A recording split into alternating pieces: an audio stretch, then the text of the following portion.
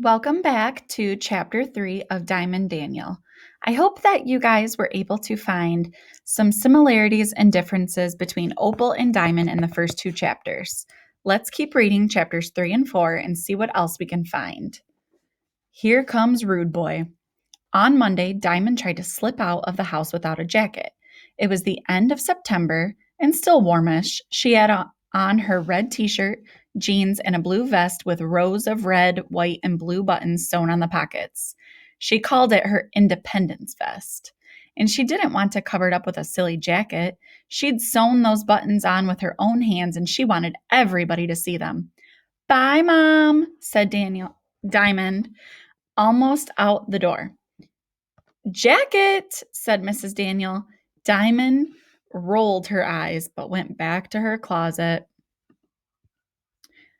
Mothers, thought Diamond. There was no point in complaining. It's not like she was going to be late for school. Since school started, she'd been leaving early each morning. She didn't have any special friend to walk to school with, and she didn't want to be reminded by seeing groups of other kids walking together. She felt left out enough as it was. Once she got to her homeroom, Diamond read over her homework while she waited for class to start. She looked up when the bell rang, just in time to see Free stomp into the room. Oh, brother, thought Diamond, here comes Rude Boy. She decided to ignore him, which was easy enough to do in class because he was as quiet as a mouse. He never raised his hand. He never asked any questions. And when the teacher called on him to read, he slouched in his seat and made up some excuse not to. Diamond shook her head. I know that boy can read, thought Diamond.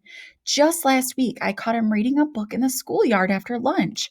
Nobody reads in the schoolyard unless they just plain like to read.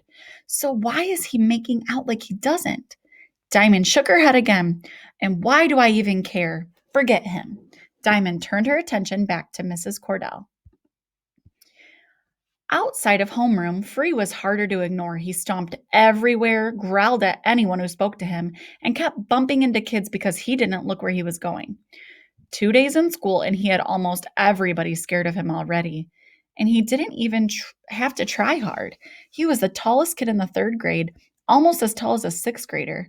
When you're that big, all you have to do to scare somebody is show up and say, boo!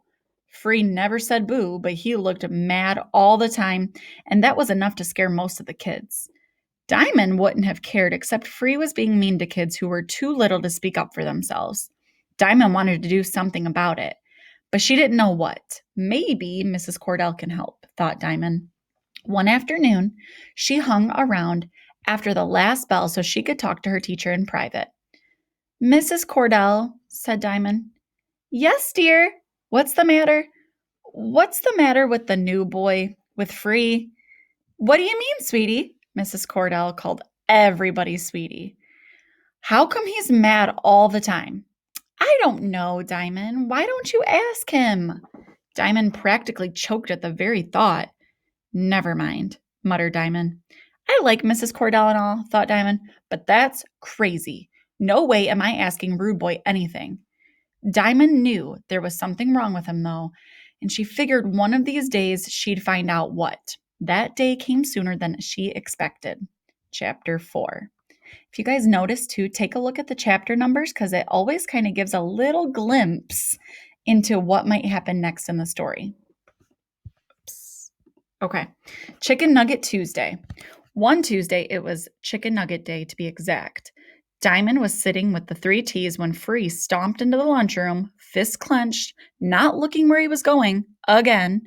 He bumped into Jordan, this tiny third grader, and mumbled, Out of my way, squirt! Poor Jordan shook so hard he dropped his tray. Free just kept going, got his own lunch, and slammed the tray down on a nearby table. That's it, thought Diamond. I'm tired of seeing that boy scare the living daylights out of everybody in sight. Time somebody stood up to him. Diamond walked straight up to Free and said, What is your problem? Free looked up from his plate, startled. Who says I got a problem? You have got to be kidding, said Diamond with one hand on her hip.